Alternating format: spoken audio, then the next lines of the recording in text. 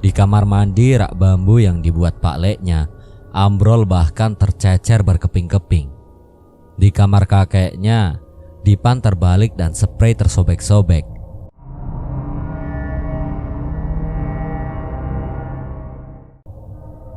Peristiwa itu tak ada beberapa detik, tetapi kerusakan yang dibuat sampai sedemikian parah. Seperti ada yang menggoncang rumah itu dan menumpahkannya. Ini pertama kali Bayu mengalami seperti ada serangan yang menyerbu sebuah rumah.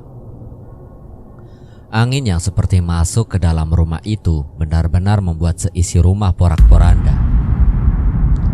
Sudah dimulai. Malam ini benar-benar perang, gumam Pak Simon. Pak Simon meminta orang-orang desa yang bersamanya untuk membantu menata lagi rumah itu. Tidak perlu khawatir. Minta tolong dikembalikan seperti semula. Tidak perlu dianggap. Orang-orang yang bersama Pak Simon kelihatan sama bingungnya. Tapi mereka melakukan saja apa yang diperintahkan. Pak Simon mendekati Bayu. Tidak apa-apa, nak. Tidak perlu cerita juga ke Mbah Suroso atau Mbah Taji. Bagaimana maksudnya? Tapi Bayu ikut saja menata kembali barang-barang itu. Tentu tidak bisa seperti semula, karena beberapa barang bahkan sudah tak berbentuk seperti barang asalnya. Bayu menatap opanya itu dengan tatapan aneh. Jelas, orang-orang yang bersama mereka merasakan keganjilan yang sama. Tapi orang-orang desa itu manut saja. Mungkin karena opanya orang yang berada dan dianggap lebih tua. Dan orang-orang sederhana demikian biasanya ikut saja apa yang diminta oleh orang-orang yang mereka anggap lebih daripada mereka. Ini yang Opa bilang, Yu. Acara ini gak pas. Opa khawatir kalau diteruskan bukan hanya kamu, tapi seisi desa yang kena dampaknya. Paling tidak Bayu tersadarkan bahwa apa yang selama ini dialaminya benar dan nyata. Tapi dia tidak tahu siapa yang saat ini harus dipercayai. Mengapa tidak perlu menceritakan kepada kakek dan Pak Suroso kalau mereka justru yang menginisiasi acara ruatan ini? Apakah ada masalah antara opanya dengan kakek dan eyangnya tersebut? Tapi jika tidak pas, kenapa dia memaksa untuk membiayai acara ruatannya? Pertanyaan-pertanyaan itu terngiang di pikirannya tanpa mampu menemukan titik terang. Pak Simon sendiri agaknya tak berkeinginan untuk memberikan penjelasan lebih lanjut. Ingat, gelang bambu kuningmu jangan dipakai pada waktu tanam sajen. Pakai ketika acara. Mereka itu kuatnya setelah surup. Kalau masih sore sia-sia saja. Malah bisa kena ke yang lain-lain. Mereka siapa, Opa? Pak Simon tak menjawab. Langsung meminta orang-orang yang bersamanya untuk meneruskan memasang bambu kuning ke bawah, ke dekat lapangan. Bayu ditinggal sendiri di sana dengan pertanyaan-pertanyaan yang masih menggantung. Bayu melihat berkeliling, tapi dia tiba-tiba merasa merinding di dalam rumah itu sendirian. Dia memutuskan untuk keluar, mencari tempat yang lebih terbuka, lebih dekat dengan orang-orang yang lain. Dalang datang ketika tengah hari bersama rombongan sinden. Mereka sempat ditemui oleh ayah bersama Mbah Suroso dan kakek. Mbah Suroso yang nanti akan memimpin acara keliling desa dan tanam sesaji. Dalang akan mempersiapkan dirinya bersemedi sejenak sebelum melakonkan wayang Murwokolo. Untuk ritual Murwokolo di tengah acara wayang sendiri sudah disediakan umpak setinggi 1 meter di sebelah tarup untuk wayang. Umpak ruatan itu lebih kecil daripada tarup wayang. Umpaknya sendiri mungkin hanya 2 kali 2 meter. 2 kursi disediakan di sana. 1 untuk Bayu dan 1 untuk Sarah. Di sekitar umpak telah dipasang sesaji bunga setaman, buah-buahan, beras kuning, dan kemenyan yang dinyalakan sejak jam 10 pagi. Sebuah gentong berisi air dan bunga melati disiapkan di depan umpak, lengkap dengan gayung batok kelapa. Di dekat gentong tersebut terdapat juga sesaji yang lain, serupa yang terdapat di atas umpak, hanya lebih kecil. Ruangan di sekitar umpak dipagari oleh pagar bambu yang dilabur kapur putih. Beberapa anak diminta untuk menjaga di sekitar umpak agar tidak digunakan untuk main teman-temannya yang lain. Mereka berjaga seperti arca patung yang setia melaksanakan tugas. Setiap kali ada kawannya yang mendekat di umpak, diminta pergi seperti mengusir ayam. Menghadirkan tontonan yang lucu sebenarnya. Di rumah kakeknya jelas tahu apa yang terjadi di rumahnya. Begitu juga bule dan pak leknya. Tapi mereka tidak bertanya. Mereka seperti menampakkan bahwa ada hal-hal yang lebih baik tidak perlu dibicarakan. Atau mereka sebenarnya sudah tahu, termasuk tahu bahwa Pak Simon tahu semua kejadian yang terjadi di rumah mereka. Bayu tidak tahu apa yang terjadi. Tapi karena tidak ada orang yang berbicara, termasuk Pak Simon pun tidak, maka Bayu pun memilih untuk tetap diam.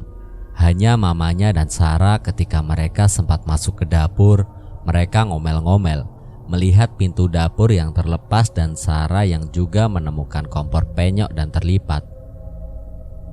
Dia ngomel-ngomel seperti gayanya biasanya. Orang-orang yang lain agaknya lebih memilih untuk berfokus ke acara keliling desa dan tanam sesaji.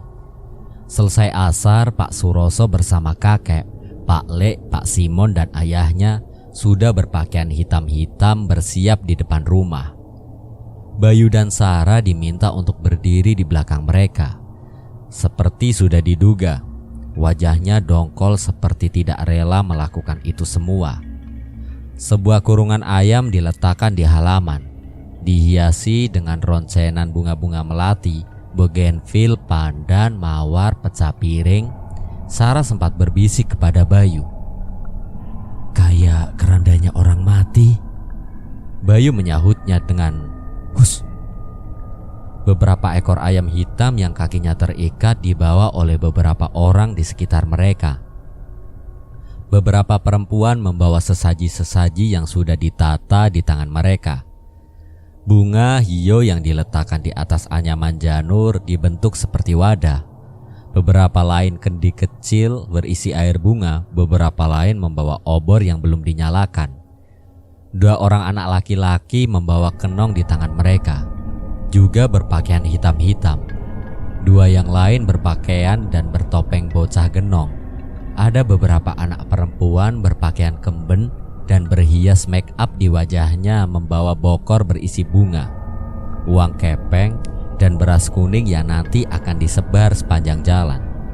Yang membuat Sarah semakin gemas dan lagi-lagi berbisik kepada Bayu, "Tuh kan, persis ngantar jenazah."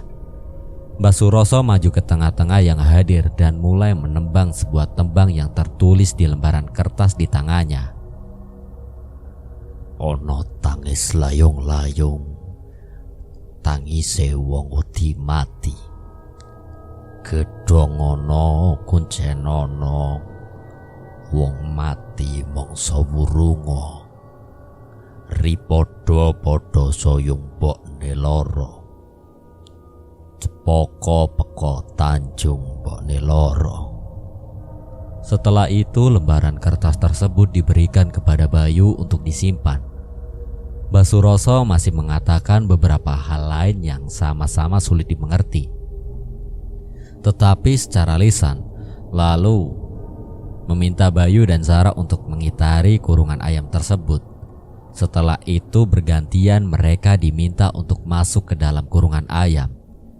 Ketika Bayu keluar dari kurungan dan Sarah sedang di dalamnya, itulah Bayu melihat bahwa Pak Simon berkomat kamit tanpa suara.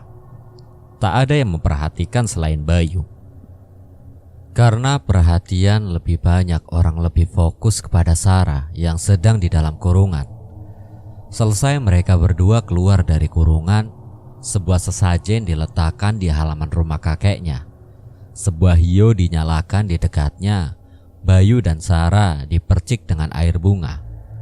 Pak Simon sempat mendekat kepada Bayu membisikkan, "Kalau ada apa-apa yang kamu lihat di jalan, jangan dihiraukan, jangan ditanggapi, terus berjalan bersama rombongan.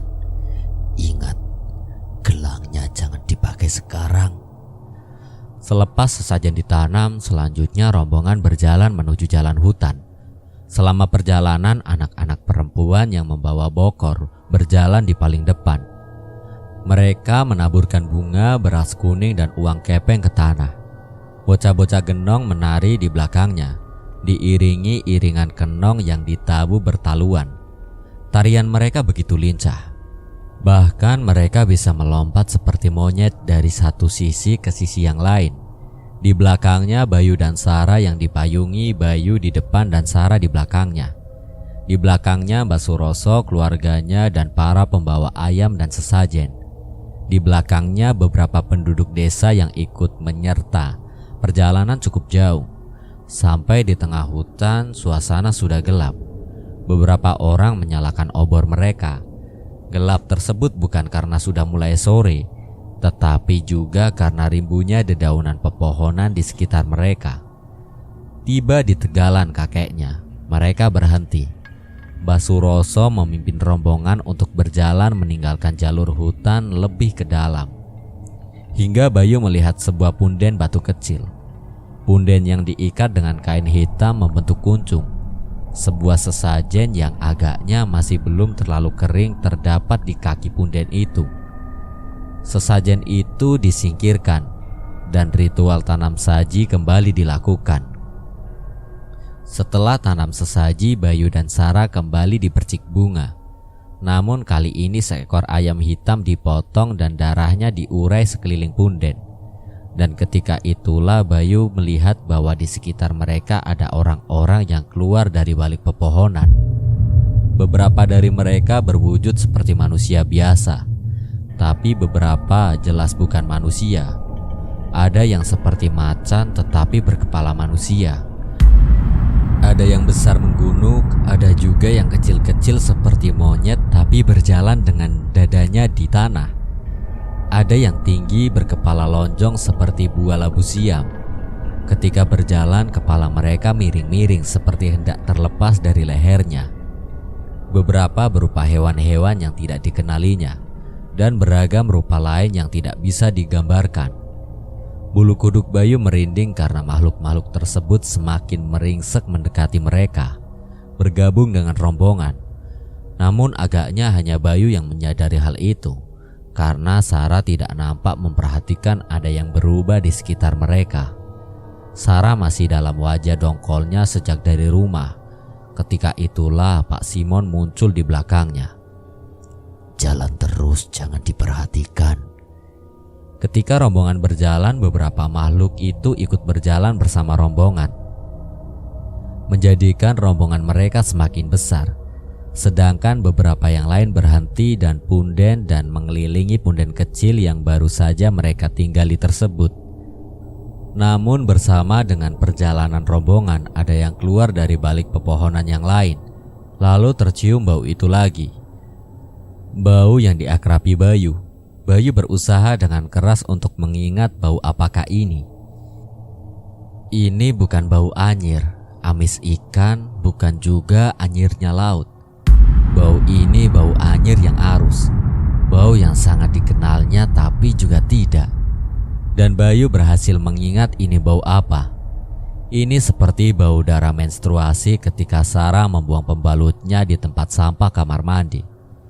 Ketika menuju punden kedua, rombongan mereka semakin besar. Ritual yang sama dilakukan dan rombongan kembali berjalan, semakin besar. Ketika itulah Bayu melihat dari sudut matanya bahwa di kiri kanannya ada anak-anak kecil yang ikut menari mengikuti pukulan kenong. Mereka jelas bukan para bocah genong, karena kedua bocah genong masih menari di depannya. Dan Bayu mendengar anak-anak kecil itu menyanyikan sebuah lagu bersama dengan pukulan kenong. Enak eco, enak eco, enak eco. Demikian terus-menerus. Enco adalah istilah yang digunakan ketika seseorang misalnya sedang naik tunggangan, misalnya dokar. Di atas tunggangan tersebut, gerakan naik turun tunggangan seiring perjalanan menimbulkan sensasi ndut-ndut yang disebut enco. Bayu tidak berani menoleh. Suara anak-anak kecil yang di sekitarnya itu jujur sangat mengganggu. Tapi dia terus berjalan. Bayu menoleh menatap mereka. Ternyata kepala anak-anak itu seperti menoleh kepada Bayu. Padahal kaki mereka berjalan ke depan. Tangan mereka menari-nari, senyum mereka sangat lebar. Bayu ingat senyum ini. Senyum yang dilihatnya dalam mimpinya pertama kali ketika dia seolah-olah melihat jatilan di lapangan. Senyum yang membelah wajah mereka menjadi dua dari pipi ke pipi. Seperti dari sisi dekat telinga ke sisi dekat telinga mereka yang lain. Dan kali itulah Bayu memperhatikan mereka dengan lekat. Mereka tidak bertelinga. Telinga mereka hanya serupa lubang kecil berbentuk seperti biji kacang tanah. Dan wajah itu adalah wajah anak-anak yang sama. Anak-anak di jatilan itu. Anak-anak yang menyapanya ketika di tegalan hutan bersama Pak Leknya. Anak-anak yang datang dalam bancakan jenang merah jenang putihnya. Bayu bergidik dan jalannya oleng ketika Pak Simon segera mendampingi kanannya. Tetap di jalan. Ini belum apa-apa. Anak-anak tadi tetap melihat kepada Bayu dengan menembangkan. Enak enco, enak enco, enak enco. Bergoyang-goyang naik turun seiring tembang yang mereka nyanyikan. Ketika rombongan terus berjalan, Bayu merasakan anak-anak enak enco tadi perlahan-lahan pergi. Mereka seperti menyisih ke belakang. Bayu merasakan sesak berat di dadanya. Dan dadanya kembali memanas. Dia berusaha menekan dadanya untuk menghilangkan sakit dan panas itu. Padahal sebaliknya, udara di sekitar justru berubah menjadi sangat dingin. Uap air keluar dari napasnya. Rombongan makhluk yang menyertainya juga semakin berkurang. Begitu terus semakin sedikit hingga hanya menyisakan rombongan yang bersama-sama Bayu. Berangkat dari rumah rombongan manusia, Bayu melihat di depannya sebuah pohon yang sangat besar dan tinggi. Butuh beberapa manusia untuk memeluk pohon itu. Langit semakin gelap dan pepohonan semakin rimbun. Jalan tanah di bawah mereka semakin basah. Bagian hutan yang agaknya jarang dilewati oleh orang. Bayu tiba-tiba merasakan genggaman tangan hangat. Tangan Sarah berjalan lebih cepat menjajarinya. Dia berbisik dalam genggaman tangan itu yang semakin kencang. Aku takut, Mas. Bayu menatap adiknya itu. Kali ini gadis yang biasanya pemberani dan tak bisa diatur itu nampak rentan. Wajahnya pucat, kengerian tergambar di sepanjang raut mukanya. Hutan itu hening, bahkan tak ada suara hewan apapun. Berbeda dengan wilayah hutan yang baru saja dilewatinya. Hutan yang digunakan oleh penduduk untuk tegalan. Hutan ini pekat membuat napas terasa lebih lembab dan berat. Terdengar orang-orang yang menyertainya di belakang mulai gelisah saling bergemeresak. Beberapa warga bahkan mengatakan, "Kan ora pareng mlebu kene." Agaknya wilayah hutan ini pun bukan wilayah yang bisa mereka datangi. Wajah-wajah ngeri terbayang di mata mereka. Para bocah ganong dan pemukul kenong saling mendekat. Beberapa orang terlihat saling bergenggaman tangan. Bukan hanya Sarah, bahkan wajah para penduduk desa itu pun memucat. Kegelisahan itu semakin nyata ketika tiba-tiba obor mendadak mati. Semuanya sekaligus. Orang-orang ribut dalam suara yang ditahan. Bayu menoleh ke belakang. Beberapa orang berusaha untuk menyalakan kembali obornya, tapi tidak ada yang berhasil. Padahal tidak ada angin. Mungkin karena hutan yang terlalu lembab atau entah karena apa. Tapi pertanyaan yang Bayu rasakan adalah mengapa makhluk-makhluk yang menyertainya juga pergi. Jika ini adalah hutan mereka, mengapa mereka memilih mundur? Pohon itu sudah 100 meter lagi di depan mereka. Dan ketika itulah suara itu terdengar, suara jatilan.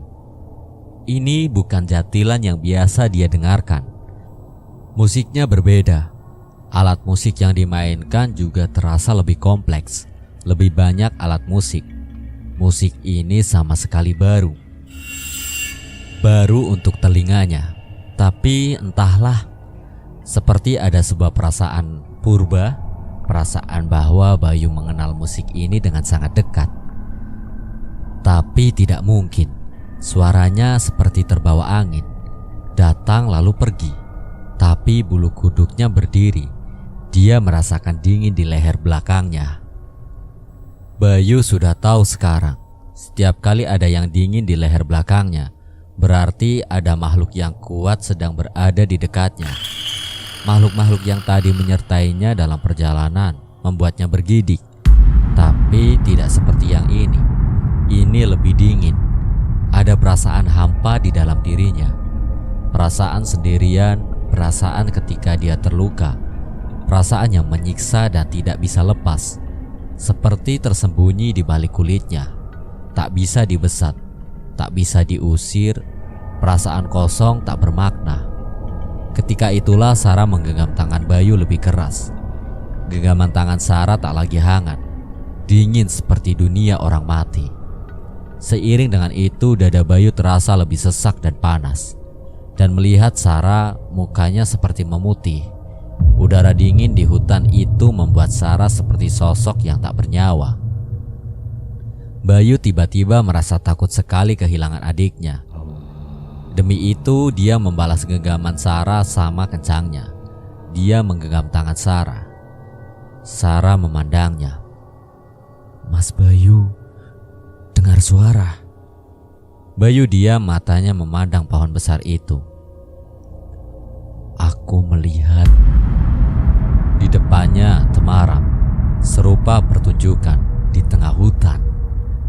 Bayu tiba-tiba sendirian. Sarah menghilang hanya meninggalkan sisa dingin genggaman tangannya. Ini seperti mimpinya kala itu. Dia menonton jatilan bersama Mama dan Sarah, tapi mereka tiba-tiba pergi hanya dirinya sendiri. Tidak, mereka tidak pergi. Mereka ada di sana. Ayah, Mama, Bule, Pak Lek, Sarah dan kakeknya. Mereka menari jatilan di tengah pertunjukan. Persis di tempat yang tadinya pohon besar. Mata mereka tertutup. Bayu merasakan kehampaan yang amat sangat. Dia kehilangan mereka semua.